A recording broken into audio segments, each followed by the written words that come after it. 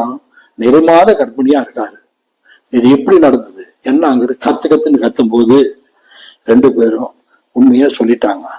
இப்ராஹிம் கல்யாணத்துல இது நடந்தது அப்படின்னு சொன்ன பிறகு அவரு இடிஞ்சு போய் உக்காந்துட்டார். திருச்சியில உள்ள மிகப்பெரிய மகப்பேறு மருத்துவமனையில அவளை சேர்த்தாங்க.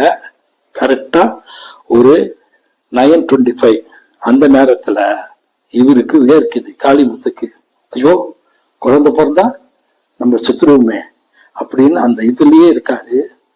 இப்ப குழந்தை பிறந்துட்டு இந்த விஷயத்த நர்ஸு நேரா வந்து இவங்கள்ட்ட சொல்றா.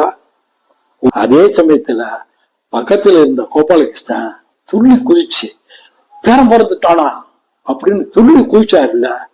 அந்த அதிர்ச்சியில 5வது மாடியில இருந்து மேலே கீழே விழுந்தவரு அடிபட்டு செத்துட்டாரு.